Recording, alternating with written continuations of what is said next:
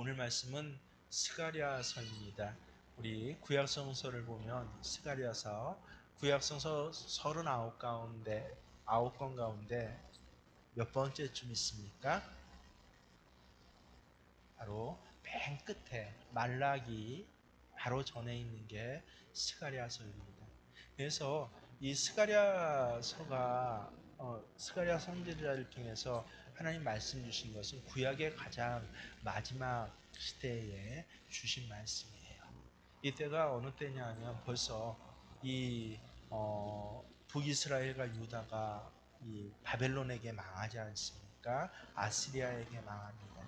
그래가지고 이 바벨론으로 끌려갔다가 또 바벨론 제국이 변해서 페르시아 제국이 된 이후에 바사 제국이 이른바되는데 그 포로기의 시간을 끌려가서 그 노예의 시간을 다 견뎌낸 후에 그래서 하나님께서 이제 때가 되었다라고 하셔서 저 멀리 바벨론 땅부터 유다로 백성들을 다시 돌이키신 후에 있어진 일들입니다. 이때 유다 백성들은 시편에 고백하는 것과 같이 그때 우리가 꿈꾸는 것 같았도다라고 찬송하면서 돌아와서 그래서 야 우리가 하나님의 거룩한 일을 거룩한 성전을 짓자 하고 굉장히 흥분하고 또 함께 힘을 뭉쳐서 거룩한 일들을 해나가기 시작했던 희망의 시대였어요. 근데 이게 웬일입니까? 얼마 지나지 않아서 이 아름다운 일들을 하는데 자꾸 뭔가 이 꼬이는 것이에요. 뭔가 걸림돌이 있는 것입니다. 그리고 그 걸림돌이 그냥 한두 번 있는 게 아니라 아주 지속적으로 있어질 때 그래서 백성들 마음속에선 의아함이 생기는 것이에요. 야 내가 이 돌아와서 하나님 앞에 예배하고 이렇게 성전 짓느라고 죽을 힘을 다하는데도 삶의 자리가 나아지지 않고 문제가 더 중첩되기만 하니 이게 과연 하나님의 뜻일까라고 스스로 의문을 품던 그런 시대입니다. 그게 바로 스가랴의 시대예요. 근데 거기에 더하여서 세계 정세적으로 보면요.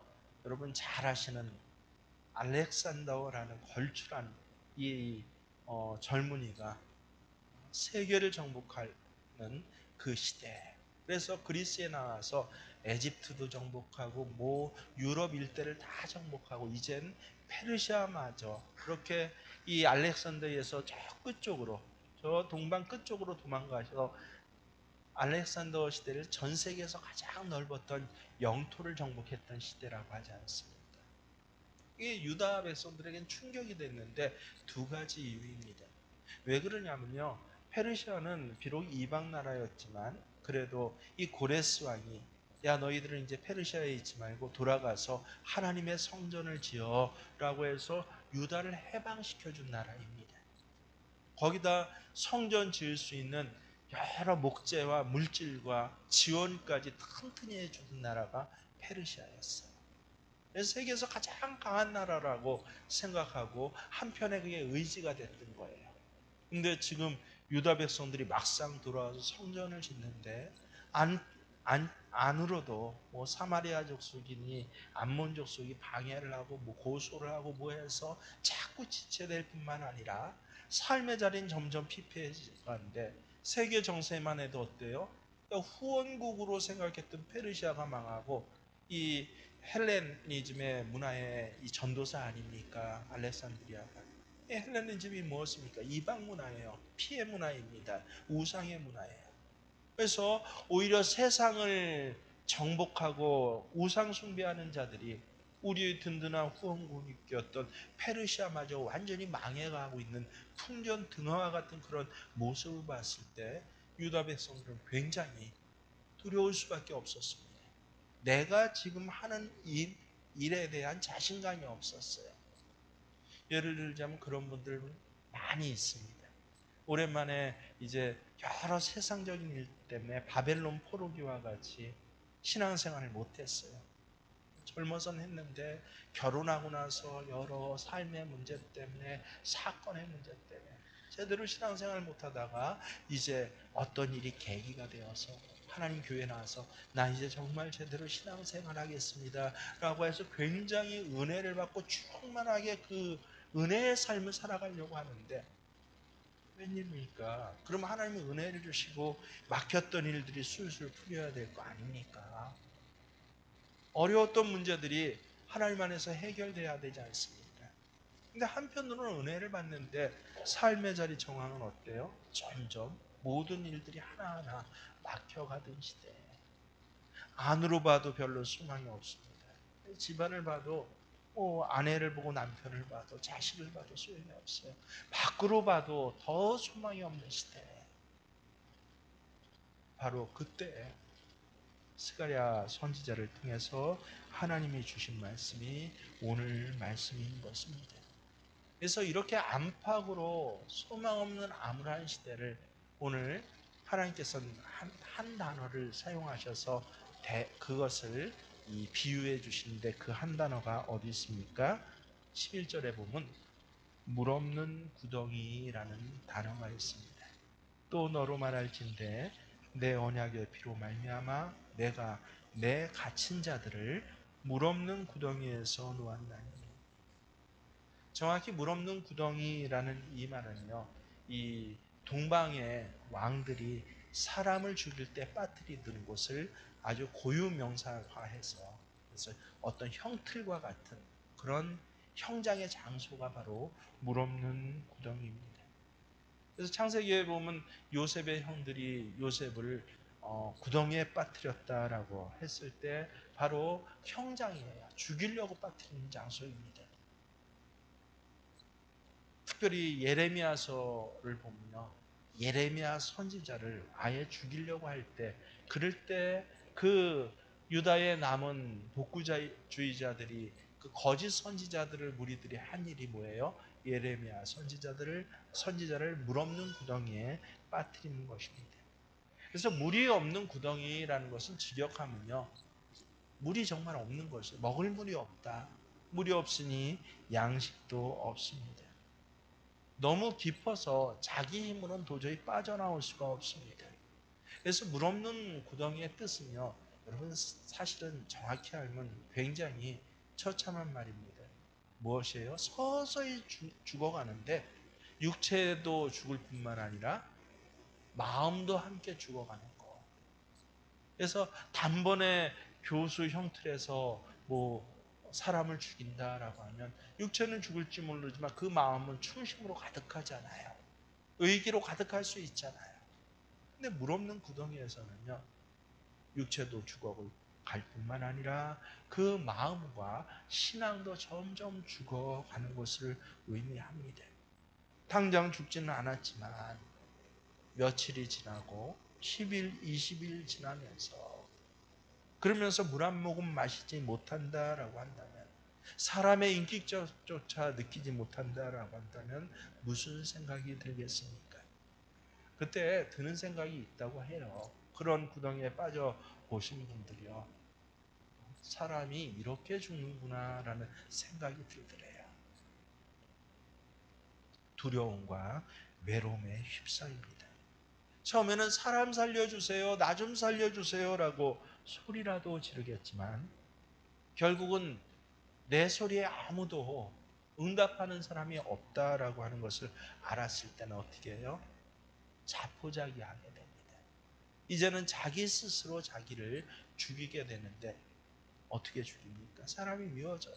저 위에 있는 사람들이 미워지고요.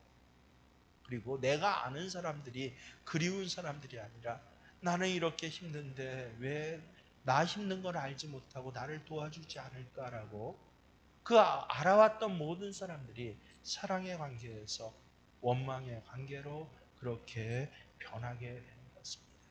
더 나아가 하나님에게까지, 야 내가 신앙생활한 게 무슨 소용이 있어. 처음에는 하나님이 정말 나를 왜 안 도와주실까 하다가 나아가서 하나님이 도우실까. 조금 더 시간이 남으면 하나님이 있긴 있는 것이야. 더 나아가서는 하나님이 원망스러운 단계까지 이르도록 하는 곳, 그곳이 어디입니까? 그래서 물 없는 구덩이인 것입니다. 아마 우리 가운데도 혹 이러한 답답한 시간들을 보내고 계신 분이 계실지도 모릅니다. 내 살아가는 모습이 하나님 분명히 축복 주시겠다는 그 복된 모습이 아니에요. 내 삶이 분명히 회복되어야 한다라고 생각해서, 그래서 이 예배 자리에 나와서 하나님 회복시켜 주세요라고 하는 마음이 한편에 있으면서도, 한편에서는 물 없는 구덩이와 같이 하나님 도우실까? 하나님이 정말 있긴 있는 것이야? 나아가서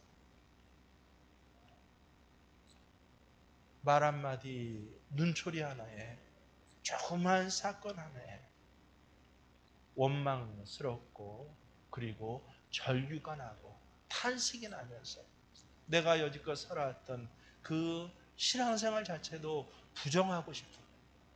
나 이제 신앙생활 안 해. 나 이제 교회 안 나가. 그곳이 어딥니까? 물 없는 구덩이인 것입니다.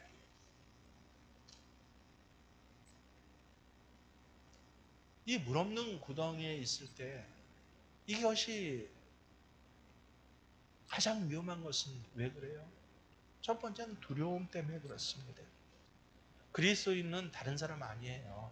희망으로 사는 사람, 소망으로 사는 사람이 그리스도인인 것입니다. 현재가 아무리 어둡고 또 불만스럽다라고 할지라도, 하나님 주신 약속의 소망의 빛이 조금이라도 믿어지고 그것이 비춰지면요, 그 힘으로 살아갈 수 있는 것, 얼마든지 현재의 어려움과 힘듦을 견딜 수 있는 것이 바로 크리스찬이에요. 그런데 그 조그만 불빛과 같은 소망조차도 사그러질 때야, 구덩이와 같이 꽉 사방이 막혀서 처음에는 뛰어오르려고 해보기도 하고, 누군가 조금 있으면 나를 구해줄 거야 라고, 하나님 위에서 동아줄을 내려주실 거야 라고, 오히려 이 믿음의 시간을 고난 앞에 가졌지만, 시간이 지나서는 어떻습니까? 점차 절망하고, 신앙은 이제 냉소주의에 빠지게 됩니다. 뜨거웠던 자신감은 사라지고, 결국은 나는 아무것도 아니야 라고 하는 패배적인 생각에 사로잡히게 되는 곳, 그것이 물 없는 구덩이인 것입니다. 여러분, 이런 물 없는 구덩이에 빠졌을 때 과연 그럼 나는 어떻게 해야 합니까? 이런 분들을 위해서 주신 말씀이 오늘 스가랴의 말씀이에요. 먼저 이럴 때요, 우리가 알아야 할 중요한 사실 하나가 있어요. 하나님께서 왜 나를 이 구덩이에 놓아두셨는가라고 하는 것을, 왜 나를 이 구덩이에 놓아두셨는가, 그것을 먼저 정리할 수가 있어야 됩니다. 그래서 신앙은요, 뜨거운 감정이 아니라 냉철한 납득이에요. 세상의 삶의 자리, 내게 일어났었던 모든 사건들이요, 하나하나 말씀으로 납득이 되는 것, 이것이 신앙이지, 그저 주여 믿습니다라고 하는 뜨거운 감정이 아니다라고 하는 것입니다. 왜 하나님이 오늘 이런 암울한 현실에, 나 스스로 나를 죽여가고 신앙마저도 포기하고 싶은 이 현실에 왜 나를 놓아두셨는가? 11절 말씀 보십시오. 함께. 또 너로 말할진대 내 언약의 피로 말미암아 내가 내 갇힌 자들을 물 없는 구덩이에서 놓았나니. 여기 굉장히 중요한 하나님이 주시는 단어 하나가 있는데 뭔지 아세요? 우리는 물 없는 구덩이에 집중하지만 하나님께서는 뭐에 집중하신 줄 아십니까? 언약의 피라는 이 단어에 집중하십니다. 하나님 백성들에게 물 없는 구덩이와 같은 고난을 당하게 되는 그 이유가 분명히 있는데, 그 이유가 뭐예요? 언약의 피 때문이다라고 하는 것이에요. 언약의 피가 무엇입니까? 내가 하나님 백성이라는 것이에요. 이게 언약의 피입니다. 내가 하나님 백성이기 때문에 내가 이 물 없는 구덩이에 놓여졌다는 것입니다. 하나님이 나에 대해 놀라운 계획을 가지고 계시기 때문에 이 연단의 시간을 하나님 내게 허락하여 주셨다는 거예요. 이것은 굉장한 일입니다. 여러분 기억하십시오. 하나님 백성은, 나는요, 예수 믿는 나는 재수가 없어서 이런 일 당하는 거 아닙니다. 내가 무엇인가 혹 잘못해서 능력이 없어서 이런 일을 당하거나 하나님 벌을 받고 있는 시간이 아닙니다. 오히려 내가 하나님 백성이기 때문에 하나님이 나를 지금 잠깐 이 물 없는 구덩이에 놓아두셨다라고 하는 것입니다. 이것은 굉장한 이 패러다임의 변화입니다. 예를 들어서요, 장사하는 사람과 농사하는 사람은 그 패러다임과 행동 양식이 사실은 전혀 다르게 키워지고 다르게 살아야 합니다. 장사하는 사람은 시간을 다투어가며 일합니다. 물건을 제때 구하지 못하면 팔 기회가 있는데도 팔지 못하게 되고, 남은 물건을 제 시간에 팔지 못하면 재고가 되고 또 쌓여져서 그것이 결국 쓰레기가 되기 때문에 모든 일들의 패러다임을 어떻게 해요? 시간적으로 속전속결로 해결해야 되는 것. 이게 장사하는 사람들의 패러다임이고 그리고 행동 양식인 것이에요. 그에 비해서 농사짓는 사람은요, 소처럼 천천히 일합니다. 곡식은 결코 내가 서두른다고 익는 것이 아니기 때문에 그렇습니다. 농부들은 오래 인내한 끝에 그제서야 열매를 맺습니다. 그래서 성격 급한 사람은요, 장사할 수 있어도 농사 짓는 거 굉장히 힘들어합니다. 도시 사람들이 전원 생활하고자 내려왔다가 화들짝 넘어져서 포기하는 게 뭐예요? 야, 세상에 새벽에 일어나서 지옥철 타고 직장에 가서 늦도록 기력이 쇠진하도록 일하고 밤새도록 또 이리저리 끌려다니면서 밤에도 회사 일 보고 혹은 투잡 뛰고 쓰리잡 뛰고 하는 이런 것이 제일 힘들지 않았는데 하나같이 대답하는 게 무엇입니까? 저도 그랬어요. 야, 세상에서 제일 힘든 것이 뭐다? 농사 짓는 거예요. 정말 농사 짓는 게 제일 힘들어서 그렇습니까? 노동의 강도가 제일 강해서 그렇습니까? 아니에요. 뭐가 달라요? 행동 양식과 패러다임이 달라요. 평가하는 기준이 다르기 때문에 그렇습니다. 근데 여러분, 신앙생활은요, 농사하는 것보다 더 오래 걸려야 오랜 시간을 통하여서 열매를 얻을 수 있는 게 신앙생활입니다. 신앙생활은 마치 깊은 산에서 원석을 캐어내서 보석으로 가공하는 일과 같아요. 우리를 향한 하나님의 뜻은 장사처럼 하루 이틀이나 한 달, 두 달 안에 이루어지는 것이 아니에요. 농사처럼 그래도 1년 지나면 무엇인가 손해 보이는 결실이 확실히 보여지고 주어지는 것이 아닙니다. 제일 긴 농사가 제가 알기에는 인삼농사예요. 그래서 저는 인삼농사 짓는 분들 굉장히 존경하는데 5년, 6년 그렇다고 지나면 반드시 그래도 결실할 수 있는 그런 것도 우리의 신앙생활의 열매는 아니다라는 것입니다. 저뿐만 아니라 신앙의 선배들이 고백하는 신앙의 열매는요, 아무리 초고속으로 맺혀도 10년이에요. 제일 속도가 빠른 사람이 여러분 정말 10년 걸립니다. 그러니까 아름다운 열매를 맺기까지 얼마나 오랜 기간을 갖다가 인내하면서 그 인내를 꼭 붙잡고, 야, 나 하나님 이제 안 믿어 하는 바로 그때 또 인내를 하고, 나 이 사건 때문에 예배드리기 힘들어, 몸이 아파서 못하기, 신앙생활하기 힘들어, 좀 쉬었다 할 거야, 애 때문에 뭐 때문에 하는 바로 그 순간에 뭘 해야 되는 거예요? 그 인내를 최소한 10년 하에서 몸이 다듬어졌을 때 그때부터 결실이 얻어지는 게 뭐예요? 신앙생활이에요.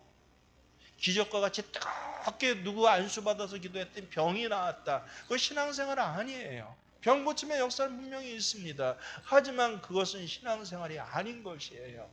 신앙생활의 열매는 결코 아니다. 근데 놀라운 것이 뭔지 아십니까? 신앙의 열매는요, 일단 맺혀지기 하면요, 면류관에 박힌 빛나는 보석처럼요 온 세상을 비춰준다라고 하는 것입니다. 자기 하나뿐만 아니라 제가 늘 그러죠. 진짜 복은 뭐예요? 나 하나 복 받고 나 하나 병 나고 이 문제 해결되는 것이 진짜 복은 아닙니다. 진짜 복은 나를 통하여서 가장 직접적으로는 내 태의 자녀들이 복 받는 것이에요. 좀 광범위하게는 나 때문에 내 남편과 내 아내가 복을 받아야, 나 때문에 나와 관계된 사람들이 함께 복을 받고 함께 생명의 길을 얻는 것, 이게 무엇입니까? 신앙생활의 열매인 것입니다.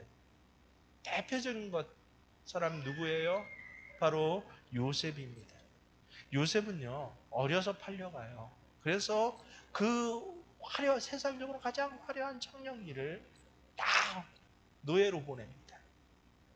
근데 일단 하나님의 손에 그 노예의 기간, 연단의 기간이 끝나고 잡혀서 사용되기 시작하니까 보석처럼 그 하나 잘 먹고 잘 사는 게 아니라 그 가족 하나 자수성가의 감을 이루는 것이 아니라 온 고대 근동을 다 살려내는 빛과 같은 존재가 되었습니다. 생각해 보십시오. 요셉은 흠없는 사람이었어요. 아름다운 사람이었습니다. 근데 그런 요셉조차도 신앙의 결실은 언제 맺혔다? 정확히 보면요 17살에 끌려갔어요. 그래서 30살이 돼서야 지하 감옥에서 하나님께서 끌어올리십니다. 무려 13년을 갔다가, 여러분 예를 들어 대학 졸업하고 13년 해보십시오. 얼마나 화려한 시기입니까? 기본적인 학습의 시간 끝나고 메인과 굴레의 시간이 끝나고 내가 할 수 있는 걸 할 수 있는 아주 빛나는 시간들이야. 근데 그 시간들을 뭐로 보냈다고요? 노예로. 사람 취급 못 받았어요. 먹고 싶은 거 못 먹었습니다. 가고 싶은 거 못했고 하고 싶은 일을 하지 못했던 그런 시간으로 보내고 나서야 30살이 되어서야 바로 왕 앞에 서게 되는 것입니다. 우리는 흔히 착각하는 게 있어요. 이른바 인스턴트 신앙이에요. 얼마나 한국 사람들이 빨리빨리를 좋아하는지. 다른 부분에선 빨리빨리가 장점이 될 수 있어요.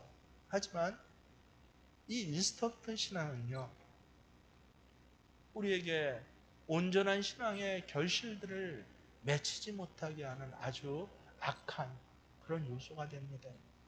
하나님 뜻대로 날마다 내가 말씀과 은혜에 충만한 시간, 몇 번 예배를 갖다 뜨겁게 드렸다 하면 당장 무슨 축복이 임할 것처럼 생각합니다.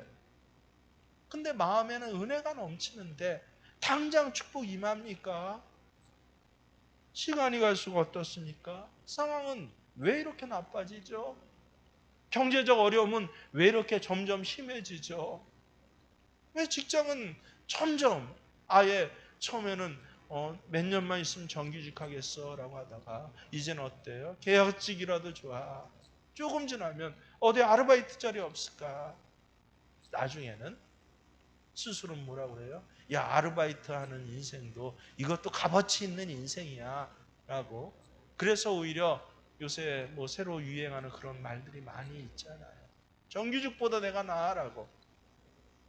그런 분들 볼 때마다 이해가 되면서도 저도 그 나이대에 딸을 가졌기 때문에 한편으로는 가슴이 아픈 게 뭐예요? 자기 자신을 자포자기하는 거예요. 포기하는 거예요. 삼포 시대라는 말이 벌써 20년 전부터 등장해서 이제는 당연한 것이 됐습니다. 그전에는 마치 하나의 붐처럼 등장했지만 이젠 그게 현실이 되고 삶이 되었어요. 그래서 점점 나 스스로를 포기하게 되는 그 물없는 구덩이에서 여러분은 과연 무엇을 하십니까? 놀랍게도 크리스찬 뭐라고요? 아니, 이것은 내가 당한 것이 아니라 뭐예요? 하나님께서 나를 이 자리에 놓아두신 것이야. 이 고백이 나온다는 것입니다.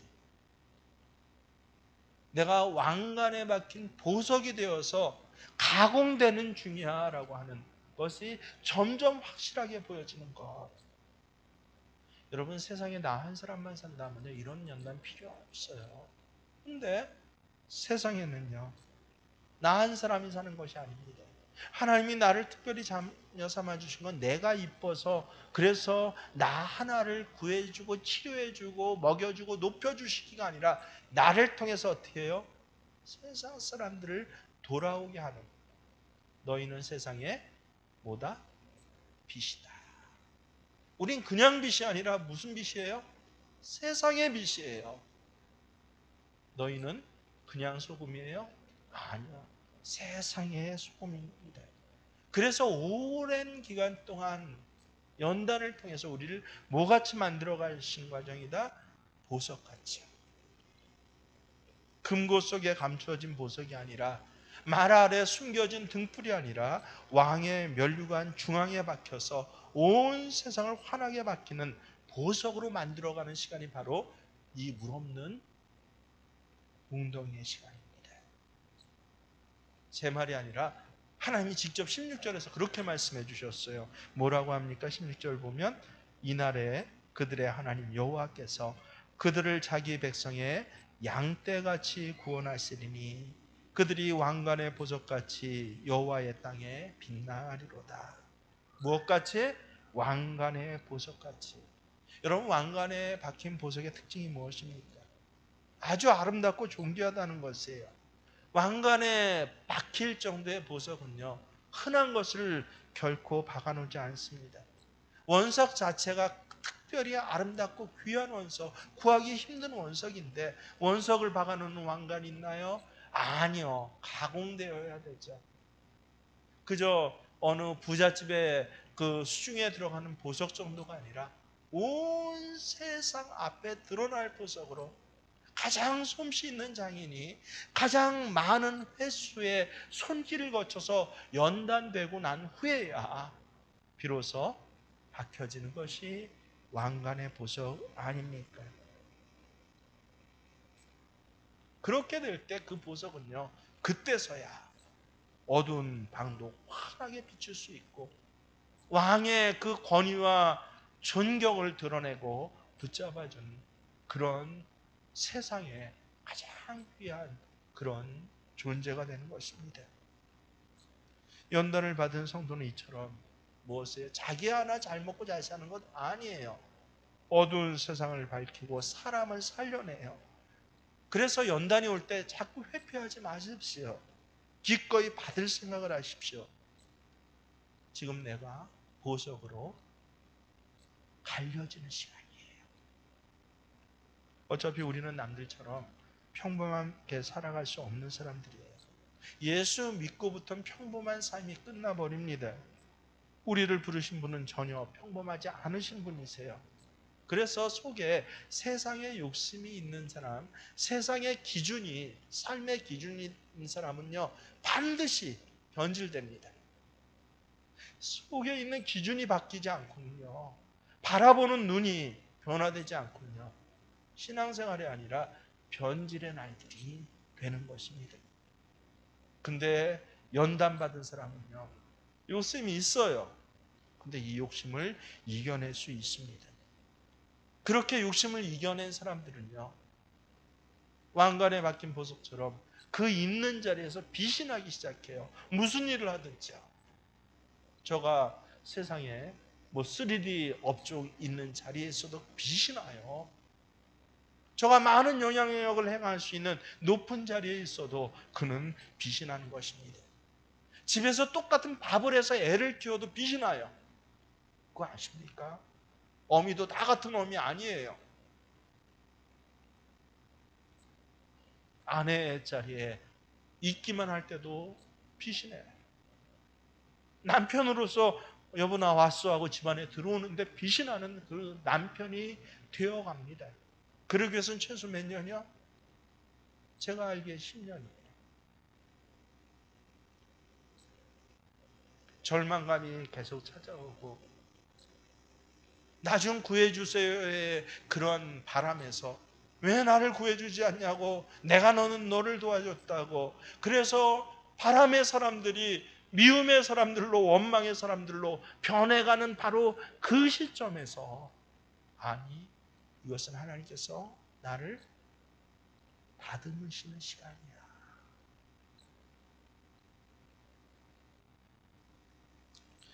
여러분 가운데 혹 정말 물없는 구덩이와 같은 상황에 계신 분이 계십니까? 어떻게 해야 됩니까? 12절을 구체적으로 보십시오. 시작. 갇혀 있으나 소망을 품은 자들아. 다시 한번 시작. 갇혀 있으나 소망을 품은 자들아. 물없는 구덩이에 갇혀 있지만, 그런데 놀랍게도 이 사람들의 다른 것이 뭐예요? 소망을 품고 있는 사람들. 이 사람들은 어떻게 해야 됩니까? 물 없는 구덩이에 갇혀서 소리 지르는 사람들에게 이야기하는 것이 아니에요. 하나님 말씀은요. 물 없는 구덩이에 세상 사람들과 똑같이 갇혀 있지만 뭐한 사람? 소망을 품은 자들은 어떻게 해야 됩니까? 그 뒤에 있어요. 너희는 요새로 돌아올지라. 내가 오늘도 이루노라. 내가 내게 갑절이라 갚을 것이라. 여러분, 이때는 정말 한 가지만 꼭 붙잡고 있지 마십시오. 많은 것 붙잡을 필요 없습니다.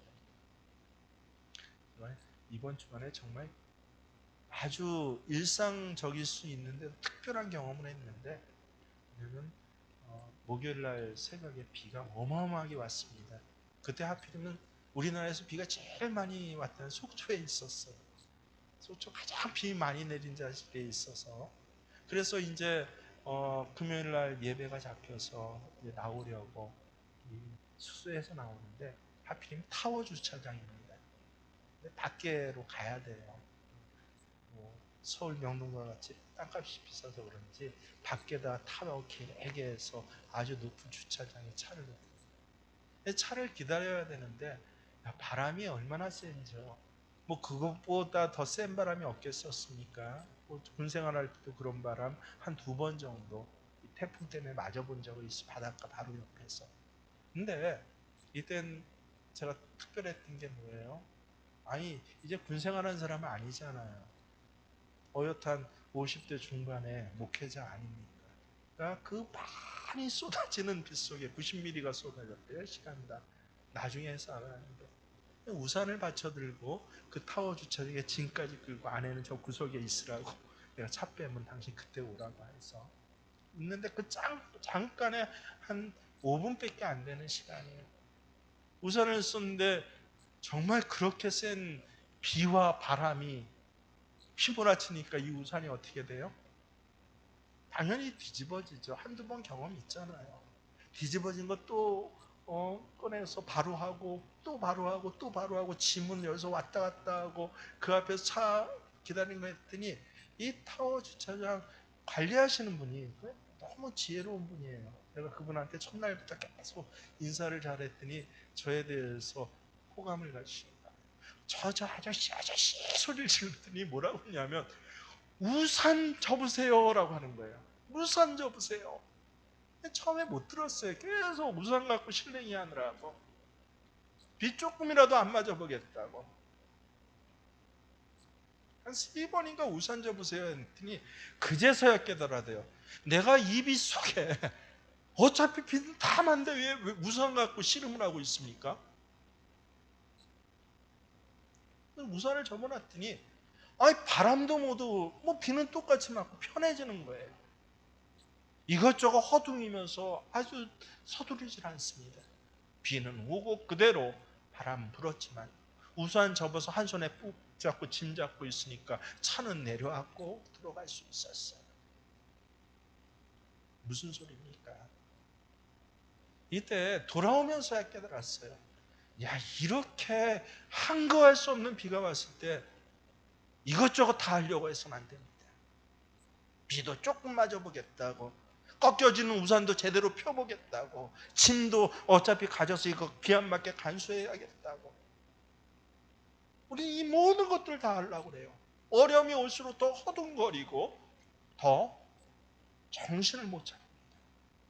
아니, 우산 접으니까 편해지더라고요. 한 가지만 꼭 붙잡으면 됩니다. 여러 가지 할 것 없어요. 무엇이에요? 너희는 어떻게 하라고요? 요새로 돌아올지라. 요새로 돌아올지라. 누구한테 돌아오라는 거예요? 하나님께요.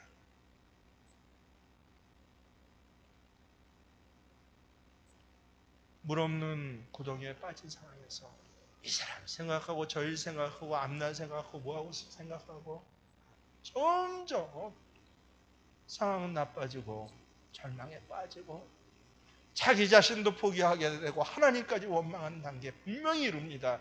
반드시 그렇게 이룹니다. 아니요, 이럴 때는 한 가지만 붙잡는 것입니다. 사방은 막혀 있어도 단단한 하늘은 열려 있다라고 하는 것입니다. 세상에는 도움을 청할 사람이 아무도 없지만, 또 현실적으로 나를 도와줄 수 있는 사람도 없지만, 바로 그때 하늘이 열려 있으며 하나님은 내 기도를 듣고 계신다라고 하는 것입니다. 물 없는 구덩이에 갇혀 있어도 기도는 할 수 있습니다. 그러므로 사방이 막히면 막힐수록 더 하나님께로 달려가야 한다는 이 간단하고 명백한 사실이요, 하나님 앞에서 울고 싶은 만큼 울고 소리 지르고 싶은 만큼 소리 지르면서 기도해야 합니다. 너무 기가 막히면 제가 경험했어요. 말이 안 나와요. 정말 말이 안 나와요. 아내에게도 한 보름까지는 아니고 10일 정도 말 한마디 못했던 그런 시간들이 있습니다. 그런데 어만 하는데도 놀랍게 하나님께서는 다 알아들으시대요. 우리는 위에 뚫려 있는 하늘을 그때 붙잡아야 하는구나.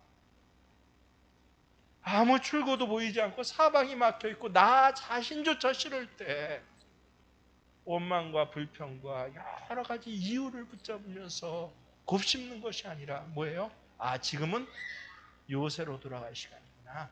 아, 지금은 기도할 시간이구나. 좋다. 한평생 기도할 거 이번에 다 해보자라는 마음으로 기도하는 것, 이게 무엇이에요? 물 없는 구덩이에서 우리가 해야 할 일이구나. 그러면 하나님 어떻게 하신다고요?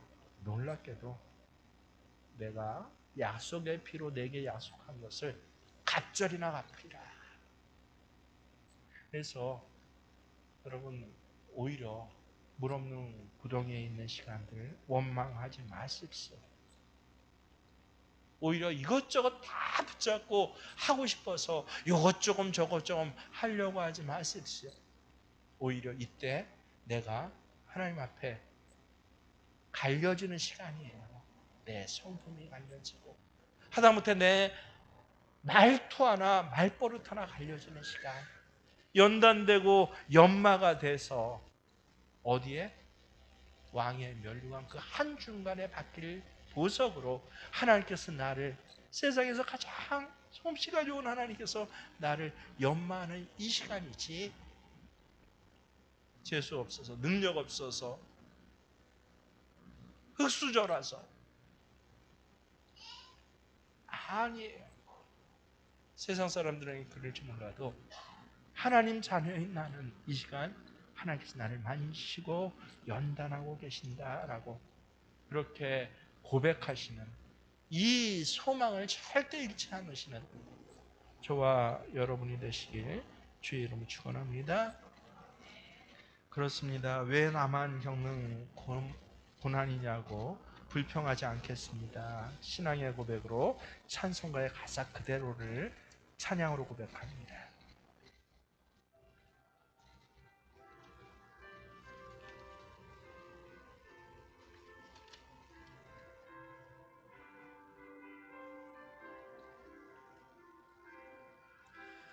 왜 나만 겪는 고난이냐고 불평하지 마세요. 고난의 뒤편에 있는 주님이 주실 축복 미리 보면서 감사하세요. 너무 견디기 힘든 지금 이 순간에도 주님이 일하고 계시잖아요. 남들은 지쳐 앉아 있을지라도 당신만은 일어서세요. 힘을 내세요. 힘을 내세요. 힘을 내세요. 주님이 손잡고 계시잖아요. 주님이 나와 함께함을 믿는다면 어떤 역경도 이길 수 있잖아요. 왜 이런 슬픔 찾아왔는지 원망하지 마세요. 당신은 보다 주님께 받은 은혜 더욱 많음에 감사하세요. 너무 견디기 힘든 지금 이 순간에도 주님이 일하고 계시잖아요. 남들은 지쳐 앉아 있을지라도 당신만은 일어서세요. 힘을 내세요. 힘을 내세요. 주님이 손잡고 계시잖아요. 주님이 나와 함께함을 믿는다면 어떤 고난도 견딜 수 있잖아요. 그렇습니다. 주님, 나는 하나님 백성입니다. 물 없는 구덩이에서 오히려 소망을 품는 사람입니다. 오늘 이 구덩이의 고난이 고통이 아니라 연단이 되게 하시고 믿음과 인내로 감당하면서 하나님의 손에 붙잡히는 활과 화살이 되는 시간이 될 수 있도록 주님 도우시고 인도해 주시옵소서. 모든 생명교회 믿음의 예배자들, 저희들이 살아갈 세상 한복판이 이 물 없는 구덩이와 같음을 알고 있사온데 하나님, 이곳에 믿음을 더해 주시고 이곳에 소망을 더해 주시고 이곳에서 하나님께서 나의 요새 되어 주시는 그 귀한 은혜가 있어지는 우리 믿음의 한 주간이 될 수 있도록 주님 역사하여 주시옵소서. 이제는 우리 주 예수 그리스도의 은혜와 우리 하나님 아버지의 지극하신 사랑하심과 성령님의 우리와 찾아오시고 손 붙잡아 일으켜 주시고 함께 동행하시며 우리에게 그 소망이 내 눈에 보이는 증거로 표징케 해주시는 역사하심이 함께 하시기를 간절히 축원하옵나이다.